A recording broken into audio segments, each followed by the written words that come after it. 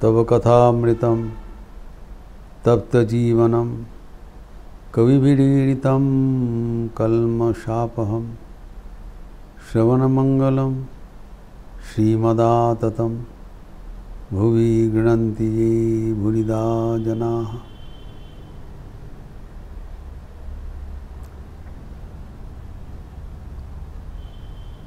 ठाकुर भक्तगण के साथ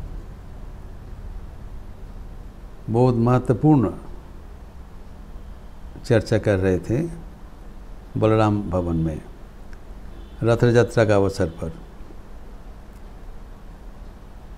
उपाधि का बात चल रहा था। उपाधि ही अज्ञान का जड़ है। जब तक उपाधि है तब तक अज्ञान है। और जैसे एक लकड़ी जल जाने से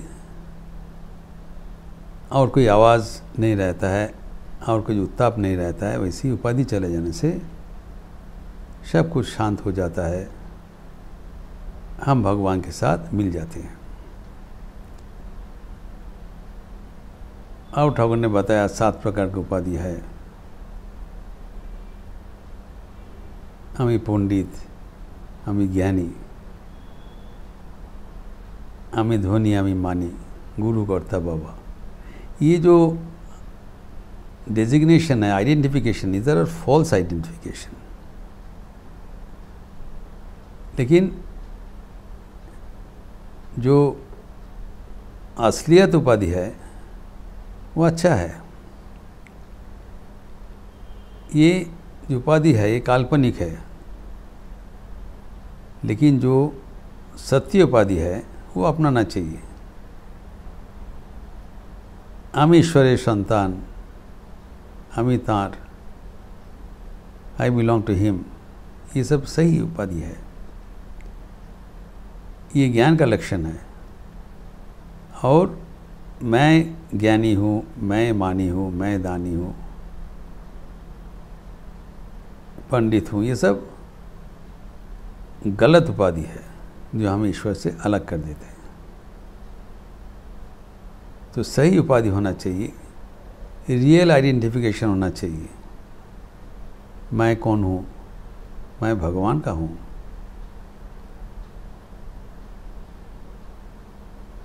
अहं ममेति जो हम समझते हैं वो गलत है।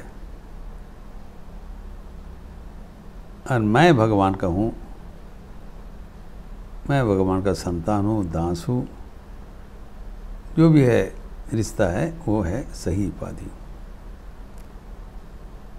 अभी इतने शास्त्र का चर्चा के बाद हम देखते हैं ठाकुर कैसे भक्तगण के साथ हास्य रसिकता भी कर रहे हैं। There is a wonderful way of teaching. He cuts jokes, सबको आनंददान करते हैं, मजाक करते हैं, हंसी मजाक उड़ाते हैं, ताकि nobody feels in a pinch of in a serious dialogue. और इसी बीच बीच में चरम ज्ञान का बात बोल दे रहे हैं ताकि किसी को ना लगे कोई सीरियसनेस नहीं है। लेकिन जो आध्यात्मिकता का चूड़ांत बातें सभी बीच बीच में दिया जा रहा है। So people are learning without their knowledge, without knowing that they are being given golden messages. तभी इतना होने के बाद ठाकुर कुछ संगीत का, भजन का बंदोबस्त करने चाहते हैं। नरेंद्रनाथ उपस्थित है तो नरेंद्रनाथ को रिक्वेस्ट कर रहे हैं एक तो गाना। नरेंद्र का गाना उसका बहुत पसंद है। तो बड़ा रोचक प्रसंग है, मास्टर मास्टर ने दिया है, बड़ा हास्य रसिकता है। तो नरेंद्रनाथ कहते हैं ना घरे যাই অনেক কাজ আছে। He refuse. तो अभी घर में लौटना है क्योंकि वो अभी असुविधा है, उनका पिताजी का देहांत हो गया। तो he is trying to find out something. अनेक कर्म करना पड़ रहा है। तो ठाकुर जी का ये जो अनुरोध प्रत्याख्यान कर दिया। अभी ठाकुर कह रहे हैं, अनुयोग करके कह रहे हैं, ता आमादेर कथा सुनबे केन, एक कापलेट बता रहे हैं। तो अब वो भाई हमारे बात क्यों मानोगे? जार आछे काने शोना तार कथा आना आना, और जार नाई पीछे टेना तार कथा क्यों शोने ना। अर्थात जिसके कान में सोना का अलंकार है, जो धनी है, जिसका पूंजी है, उसके बाद सब मान लेता है। और जिनके पहनने का कपड़ा भी नहीं है, गरीब है, उनका बात कौन सुनेगा? तो हम लोग का बात उतना सामर्थ्य नहीं है, अर्थ नहीं है, इसीलिए हमारा बात तुम्हारा ग्राह्य नहीं है। तो इसके बाद कहते तुम गुहोदेर बागाने जेते पारो, सेखाने गान गाइते पारो, एखाने पारो ना। ठाकुर उसको अनुयोग कर रहे हैं। नाउ नरेंद्रनाथ का जो अन्नदा गुहो जो एक भक्त थे, वो दोस्त थे और बहुत वित्तशाली थे। उनके घर में वो ले जाते थे आनंदनाथ को, वहाँ पर भजन भी करते थे। वो लीला प्रसंग में उल्लेख है। ठाकुर कहते हैं कि मैं जब पूछता हूँ कहाँ है नरेंद्र, बोला आज गुहोदर का बगान, गुहोदेर बगाना गए थे, गुहोदेर बगीचा में गए हैं, वहाँ पर प्रोग्राम है। तो वहाँ पर बारंबार तुम जा सकते हो, क्योंकि उन लोग वित्तवान है और हमारे पास तो कुछ है नहीं, इसलिए हमारे पास क्यों गाओगे। ये एक मजाक कर रहे हैं नरेंद्रनाथ से। जानते हैं नरेंद्रनाथ की इससे कोई मतलब नहीं है, तो मजाक करते हैं सब आदमी, बहुत एंटरटेन कर रहे हैं। नरेंद्रनाथ भी उनका ये टिप्पणी में कोई रिएक्शन नहीं किया। देखिए, यह है प्यार का रिश्ता। ठाकुर यद्यपि उनको एक सार्कास्टिक कमेंट किया, नरेंद्र उसका बिल्कुल कोई अमल नहीं दिया। वो निश्चेष्ट हो गया। फिर कहते हैं जो भजन के बारे में एक बोला है, भजन करो ना, एक तो गाना जंत्रनाई शुद्ध की गान है। जो संगीतज्ञ हैं उनका ठीक ठाक बजाओ की सब रहना चाहिए विथ ट्यून। बलराम का भवन में तो इससे कुछ बंदोबस्त है नहीं, तो ऐसे कैसे भजन किया जाएगा। नरेंद्रनाथ कोई साधारण संगीतज्ञ नहीं थे। उतने उम्र में ही वो एक संगीत का किताब रचना किया था, संगीत कल्पद्रुम। इवन इन टीन्स कितने ऊंचा संगीतज्ञ थे। वो संगीत सीखा भी था बाकायदा उस्ताद से। उनका पिताजी बहुत अच्छा संगीतज्ञ थे और बहुत संगीत को चर्चा अपने विश्वनाथ दत्त मकान में रखा था। He was a versatile genius Vishwanath Dutt, और वेरी एफ्लुएंट था, नवोदय प्रतिष्ठित अटॉर्नी। घर में नाना प्रकार का संगीत का भी बंदोबस्त था, नरेंद्रनाथ को सिखाया। तो नरेंद्र कहती यहाँ पर कोई बजा नहीं है, अर्थात तानपुर अगर कुछ नहीं है, कैसे हम ऐसे भजन कर देंगे। तो ठाकुर कहते हैं हमारे भाषा यही अवस्था, यही तो पारो तो गाओ।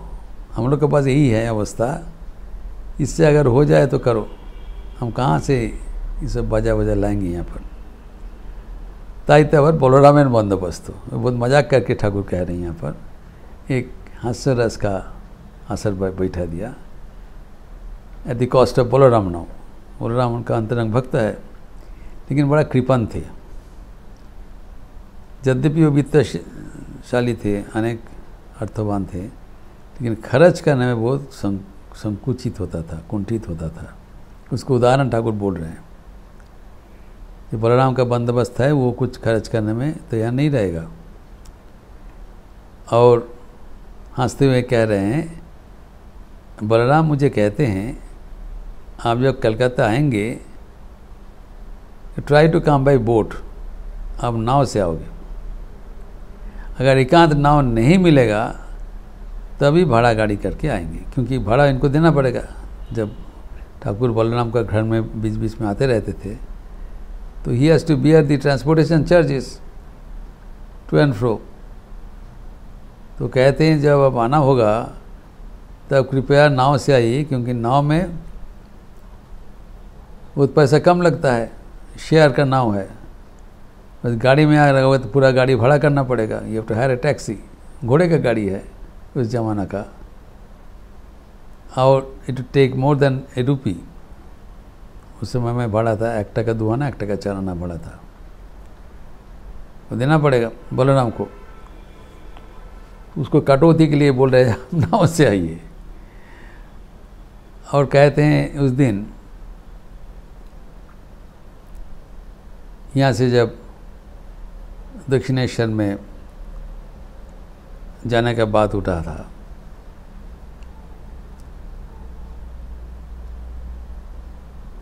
तो उन्होंने एक गाड़ी का बंदोबस्त कर दिया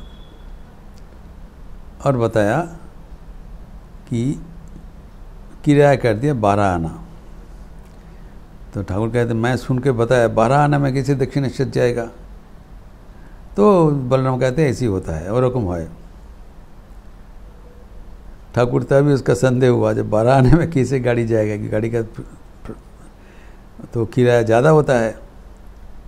तो ठाकुर कहते हैं कि गाड़ी जब कुछ देर गए, गाड़ी का एंग्स गिर के पड़ गया। A part of the vehicle broke down. ऐसी गाड़ी है जो कम पैसे में मिला है, और उसका जो घोड़ा है वो बीच बीच में वो नहीं चल पा रहा है, ताकत नहीं है, ऐसे करके गाड़ी कर दिया। तब बिल्कुल चलना बंद कर दे रहे हैं, बीच बीच में गाड़ी स्तब्ध हो जाता है। एक तो गिर के पड़ गया, फिर उसको किसी हालत से ठीक करके जब आगे बढ़ा तब घोड़ा बंद हो गया, चलना बंद कर दिया। तब गरवान उसको बहुत चाबुक लगाता है, चाबुक लगाने से थोड़ा बहुत चलेगा फिर बंद हो जाएगा, ऐसे करके ढकेलते ढकेलते गए। तो ठाकुर कहते हैं यहाँ पर बलराम का बंदोबस्त है। आज ये दुपुरे खेट दिए रात्रि नाचिए नेवे। नाउ इधर को जो बंदोबस्त किया है कुछ संगीत का असर बलराम ने किया है, लेकिन बाहर से किसी को बुलाया नहीं, उसमें पैसा खर्च होगा। तो हम लोग का खिलाया है, दोपहर को प्रसाद खिलाया है। इसका मतलब है शाम को हम ही लोग से ही वो नाचा गाना करवा लेंगे। तो गुनास्ते हुए बोल रहे हैं दुपुरे खेट दिए भी के लिए नाचिए नवे। बड़ा रोचक प्रसंग ठाकुर कर रहे हैं कि ये बलराम बहुत माइजर है, पैसा नहीं खर्च करने चाहते हैं, और हम लोग का हालत देखो कैसा है। तो हम कहाँ से तुम्हारा संगीत का बंदोबस्त करेंगे। हंसते हुए कह रहे हैं। और ताया बार राम खोल बजावे, वो मृदंग का बंदोबस्त है। तो रामचंद्र दत्त को अपॉइंट किया है कि खोल बजाते, संगीत के साथ बजने वाले। रामे तालबोध नाई, कोई बाकायदा वो बजाने वाले को नहीं बुलाया, उसमें कब पैसा खर्च होगा। इसी के भीतर जो है रामचंद्र दत्त वो खोल बजाते थे, लेकिन तालबोध नहीं, उल्टा पल्टा बजा देते हैं।